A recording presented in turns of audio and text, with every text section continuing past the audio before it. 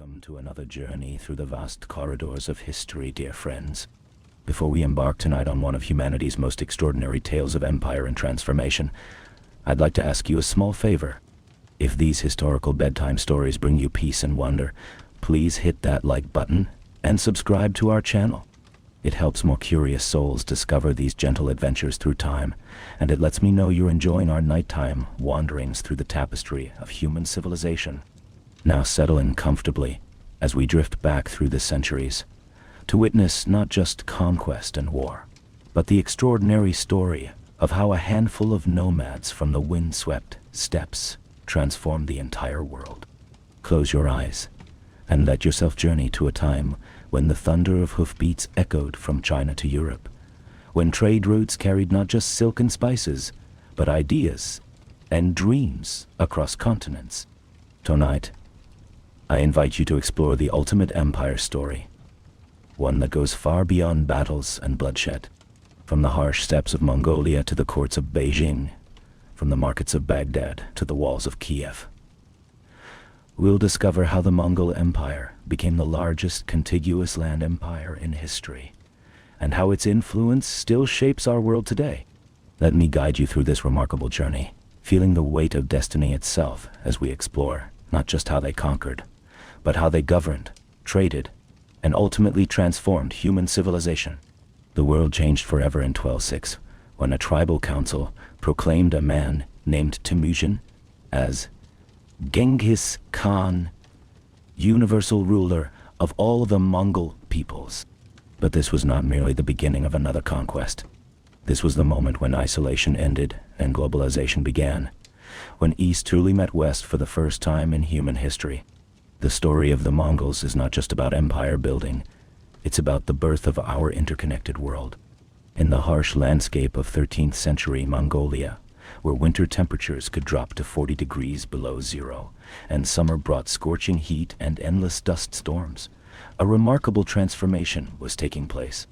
The nomadic tribes who had lived in scattered groups across these unforgiving grasslands were about to create the most extensive empire the world had ever seen. But to understand this miracle of human organization, we must first understand the forge that created these extraordinary people.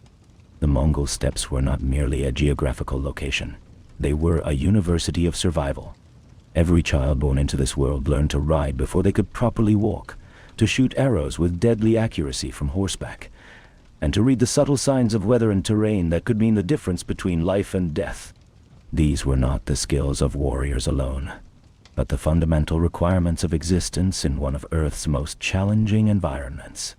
When Temujin's father, Yesugei, was poisoned by the Tatars in 171, the boy's world collapsed. His clan abandoned him, his mother, and his siblings to fend for themselves in the wilderness. Most children would have perished, but Temujin's experience of abandonment and survival became the crucible that forged not just a conqueror, but a visionary who understood that unity was the only path to survival. The boy who was once captured and forced to wear a wooden collar would one day unite tribes that had fought each other for centuries. The unification process was not achieved through conquest alone, but through a revolutionary understanding of human nature and social organization.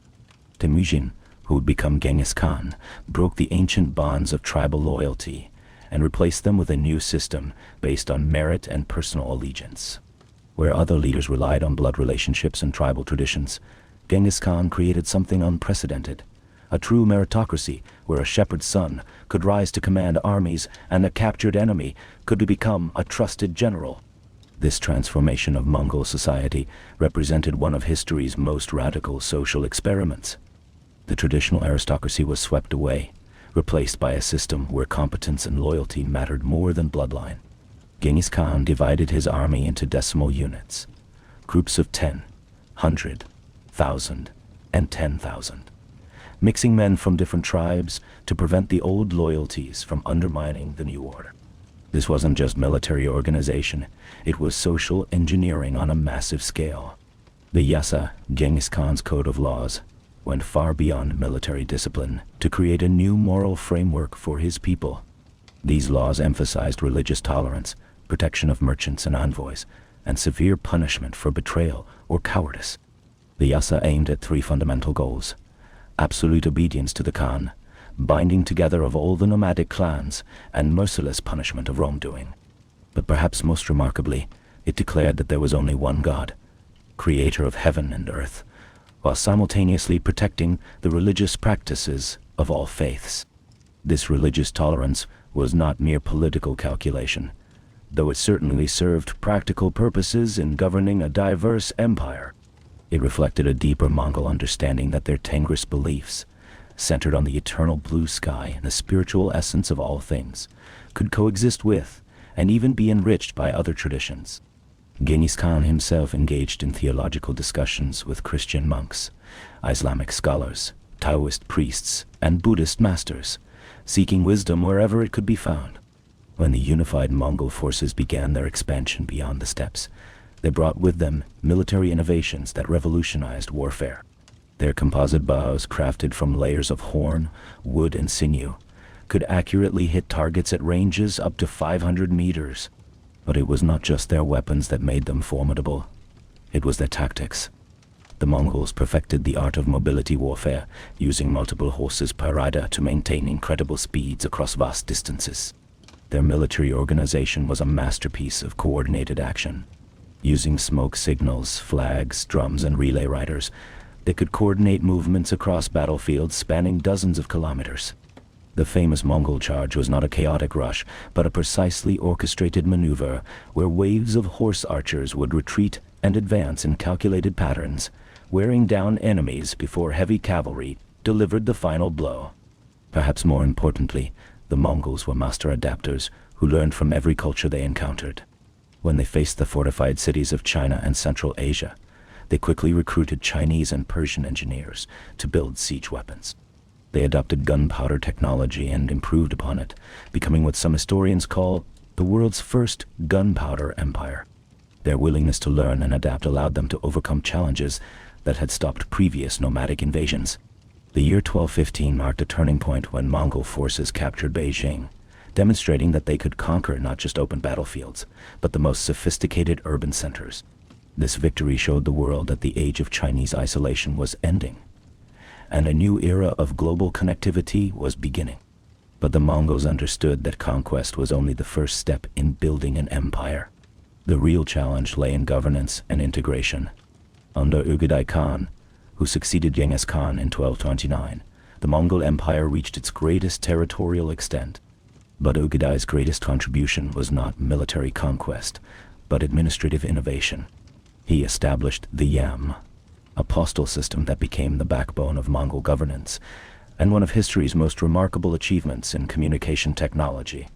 The Yam consisted of relay stations, placed every 20 to 40 miles across the entire empire, enabling messengers to cover 200 to 300 kilometers per day.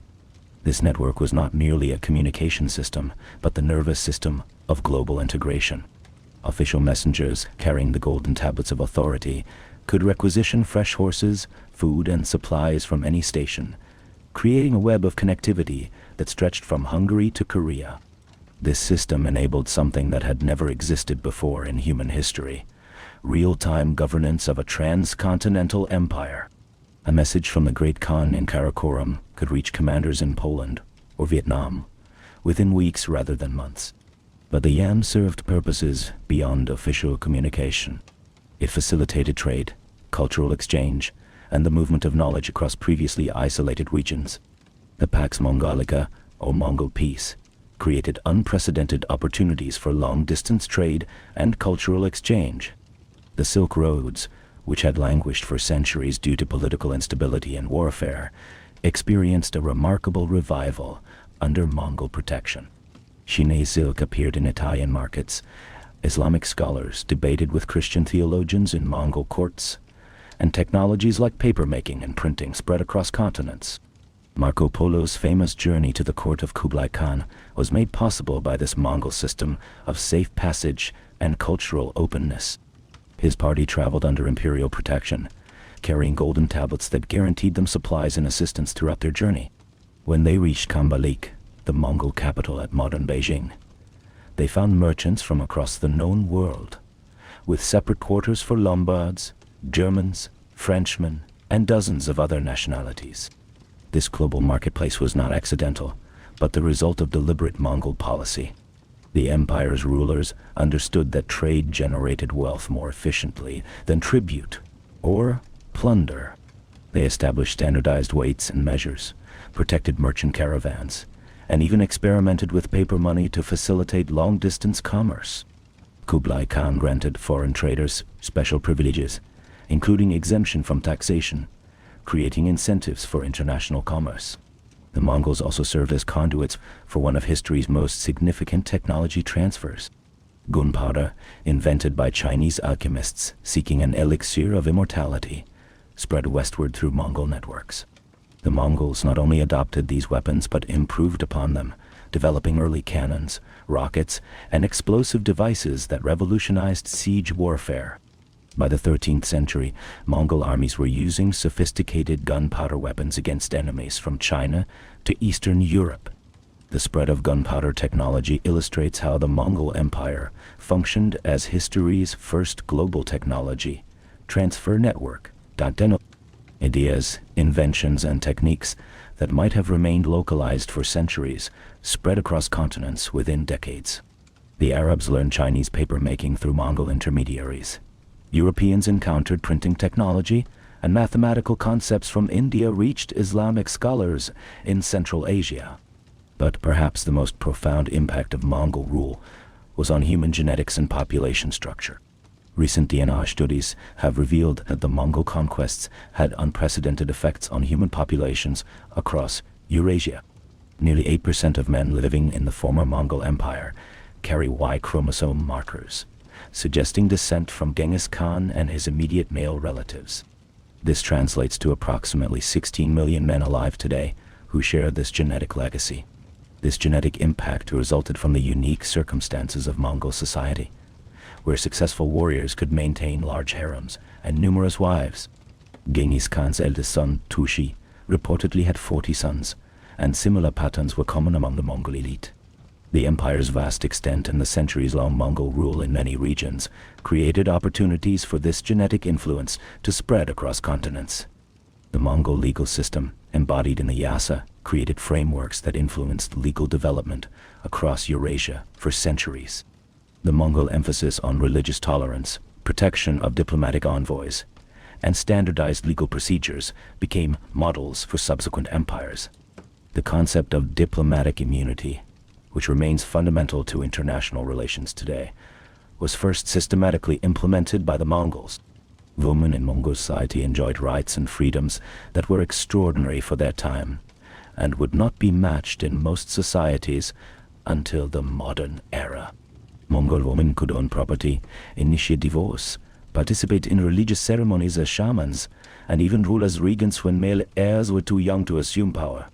Several Mongol women served as effective rulers of vast territories, demonstrating that the empire's meritocratic principles extended beyond gender boundaries.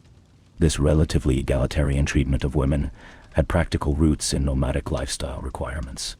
When survival depended on mobility and adaptability, every adult needed to be capable of multiple tasks. Women learned to ride, shoot, and manage livestock just as men did, creating a culture where gender roles were less rigidly defined than in agricultural societies. This flexibility contributed to Mongol military and administrative effectiveness by utilizing the talents of all community members. The Mongol capital of Karakorum became a cosmopolitan center where scholars, artists, and craftsmen from across the known world gathered to share knowledge and techniques. The Great Khan's court hosted debates between representatives of different religions, technological exchanges between craftsmen from distant lands, and diplomatic negotiations that shaped the fate of continents. This concentration of human knowledge and talent created innovation opportunities that would not be matched until the Renaissance. European visitors to Mongol courts were astonished by the diversity and sophistication they encountered. William of Rubruck, a Franciscan monk who visited Karakorum in the 1250s, described a palace where Christian, Islamic, Buddhist, and Tengrist ceremonies took place side by side.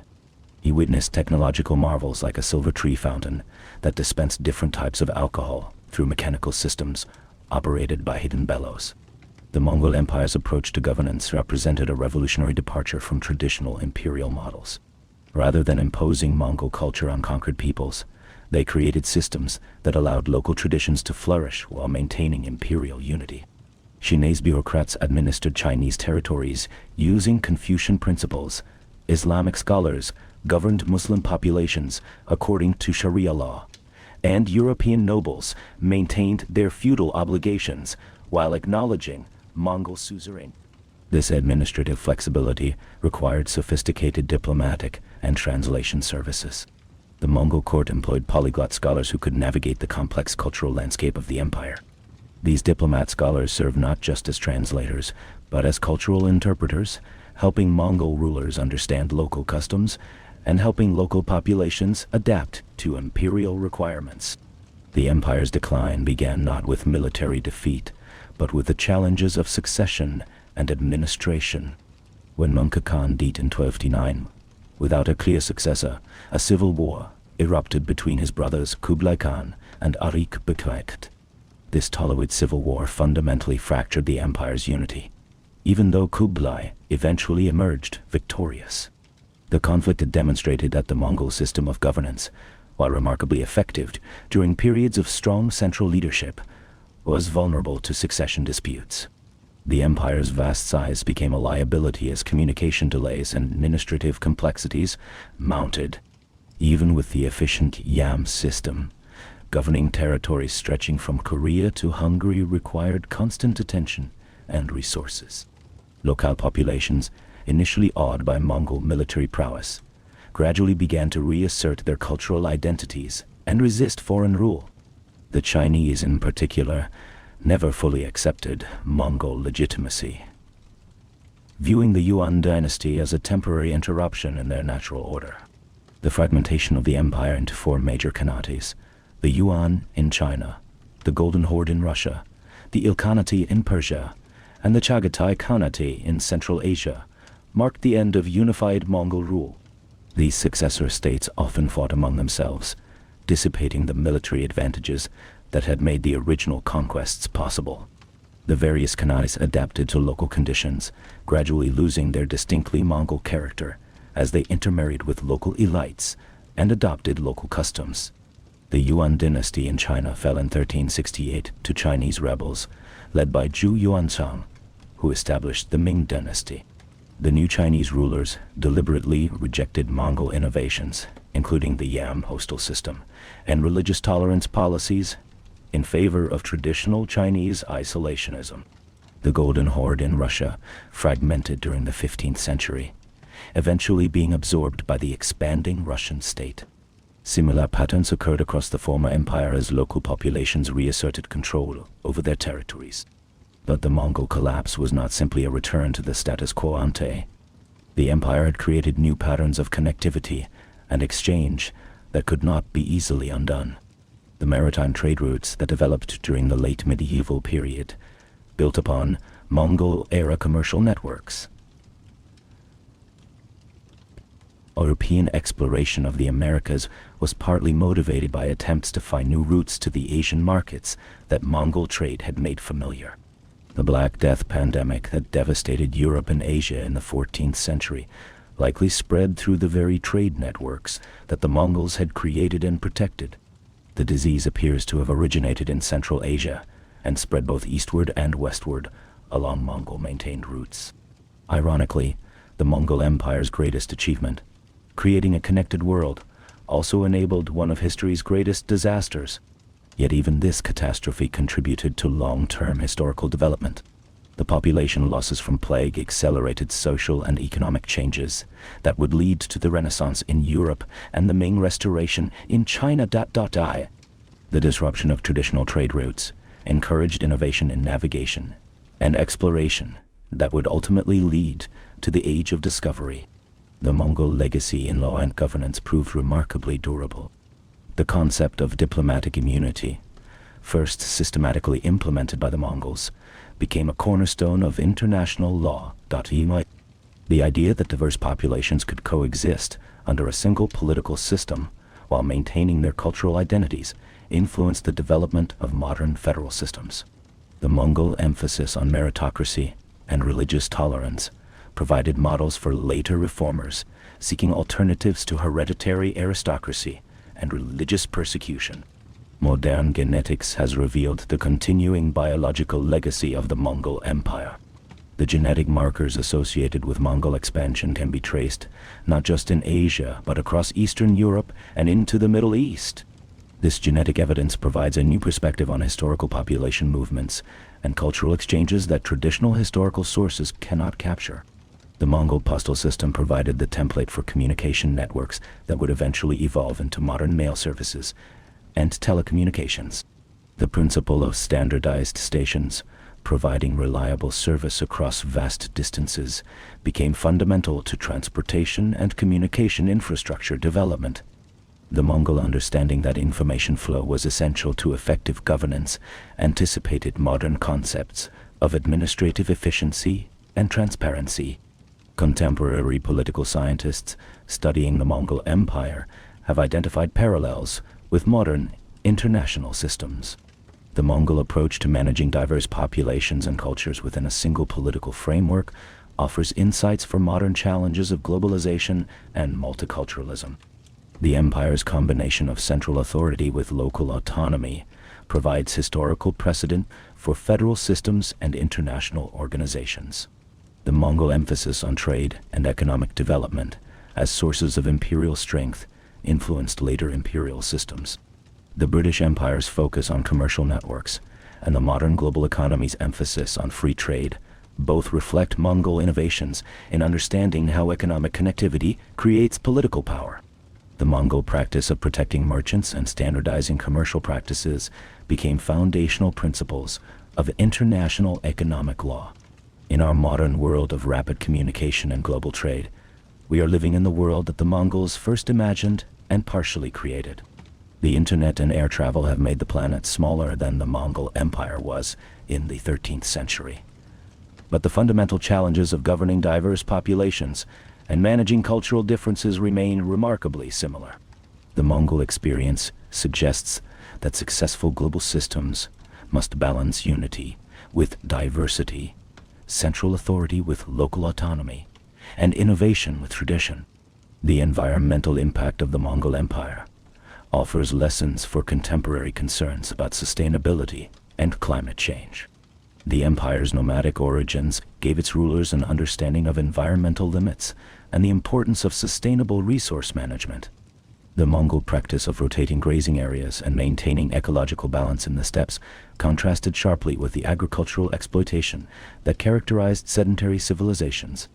As we face contemporary challenges of climate change, biodiversity loss, and resource depletion, the Mongol example reminds us that human societies can adapt to environmental constraints through flexibility and innovation, rather than rigid adherence to traditional practices. The Mongol ability to thrive in harsh environments while building sophisticated civilizations demonstrates human potential for sustainable development. The story of the Mongol Empire ultimately transcends the traditional narrative of rise and fall. It represents humanity's first successful experiment in creating a truly global civilization. The empire's innovations in governance, law, communication, and trade created templates that continue to influence our world today. Its failures remind us of the challenges inherent in managing diversity and maintaining unity across vast distances and cultural differences. The Mongols succeeded where others failed because they understood that strength comes not from imposing uniformity, but from harnessing diversity. They created systems that could adapt to local conditions while maintaining overall coherence. Their approach to religious tolerance, cultural exchange, and technological innovation established principles that remain relevant in our interconnected world. As you drift towards sleep tonight, consider the remarkable transformation that occurred when a handful of nomads from the Mongolian steppes decided to unite rather than fight among themselves. Their decision to look beyond the horizon, to embrace rather than fear the unknown, changed the trajectory of human civilization. The thunder of their horses' hooves echoed not just across battlefields, but through the corridors of time, creating reverberations that still shape our world today. The Mongol Empire reminds us that history's greatest achievements often come from those who dare to imagine something beyond their immediate circumstances. From the harsh steppes of Mongolia emerged a vision of human unity that transcended tribal loyalties, religious differences, and cultural boundaries. Though their empire eventually fragmented and fell, their dream of a connected world ultimately triumphed through the very connections they created. The networks of trade, communication, and cultural exchange that the Mongols established never truly disappeared. They evolved, adapted, and eventually became the foundation for our modern global civilization. In our contemporary world of instant communication and international commerce, we are living in the fulfillment of the Mongol vision, even as we continue to grapple with the same fundamental challenges of unity and diversity that they faced 8 centuries ago. Sweet dreams. And remember that the Mongol legacy lives on in every act of cultural tolerance, every innovation that spreads across borders, and every effort to build bridges rather than walls between different peoples. Their story reminds us that the greatest empires are built not just through conquest, but through connection, not just through fear, but through hope, and not just through destruction, but through the patient work of building something greater than the sum of its parts. May their vision of human possibility inspire your own dreams of what we might achieve when we choose cooperation over conflict and unity over division.